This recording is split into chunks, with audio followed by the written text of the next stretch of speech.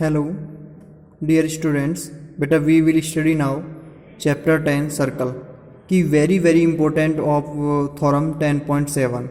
क्या है बेटा 10.7 थॉरम?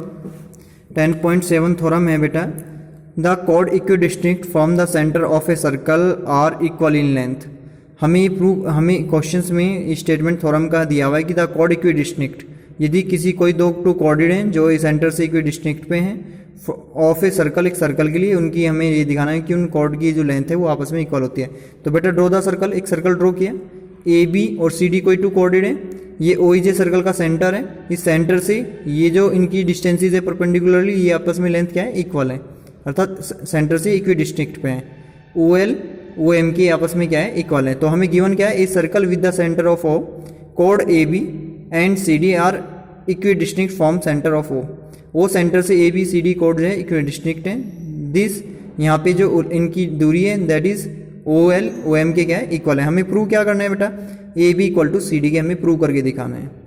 प्रूफ तो हमने जब ओ एल ए बी पे परपेंडिकुलर है बेटा, यदि किसी सेंटर से किसी कोड पे कोई चीज़ परपेंडिकुलर ड्रॉ करते हैं वो उसे क्या करती है, बाइसेक्टेड करती है। तो ये जो कोड है ये से बाइसेक्टेड करेगी, दैट इज ये जो ओ एल लाइन है जब ये ए बी पे परपेंडिकुलर है तो ए एल की जो वैल्यू होगी वो 1/2 क्या होगी बेटा, ए बी के इक्वल होगी। ऐसी सेम एज ओ एम, जब O M perpendicular C D पे है तो सी एम जो ये डिस्टेंस है ये एम डी के इक्वल होगी, या सी एम की वैल्यू को आप कंप्लीट सी डी का हाफ कह सकते हैं। जब ओ एल ए बी पे परपेंडिकुलर है तो ए एल 1/2 ए बी के इक्वल होगी। ओ एम जब सी डी पे परपेंडिकुलर है तो सी एम की वैल्यू 1/2 सी डी होगी, because the perpendicular from the centre is bisect the chord. क्योंकि ये थ्योरम आपको ऑलरेडी मैंने पहले पढ़ाई भी है कि किसी सेंटर से यदि कॉर्ड पे कोई परपेंडिकुलर ड्रॉ करते हैं तो वो उसे बाइसेक्टेड करती है कॉर्ड को। अब मैं इन दोनों ट्रायंगल को ले लेता हूँ, triangle O L A and triangle O M C में। इन दोनों ट्रायंगल में, ट्रायंगल ए एल ओ और triangle C O M O में, ये एंगल जो ए एल ओ है ये एंगल सी एम ओ के बराबर है। देखो ये एंगल्स इस वाले की क्वांटिटी के बराबर है क्योंकि एंगल ये 90 डिग्री है। ओ ए जो लाइनेशन है ये उसी के इक्वल होगी, दिस इज द रेडियस, क्योंकि ये सर्कल की क्या है, रेडियाई है। And O L O M के इक्वल है, ये गिवन है हमें, ये ऑलरेडी गिवन दिया है।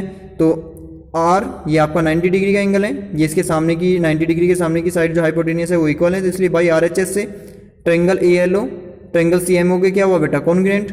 जब ये दोनों ट्रायंगल कॉन्ग्रुएंटेड हुए तो ये इनकी क्या है, कॉरस्पॉन्डेंट साइड, कौन सी, ए एल और सी एम। तो बाई कॉरस्पॉन्डेंट साइड आपस में इक्वल हो जाएंगी ए एल सी एम की by C P C T से। और जब ए एल सी एम के इक्वल होगी by C P C T से तो that is equation first and second से ए एल किसके इक्वल है, 1/2 ए बी के, और सी एम किसके इक्वल है, 1/2 सी डी के।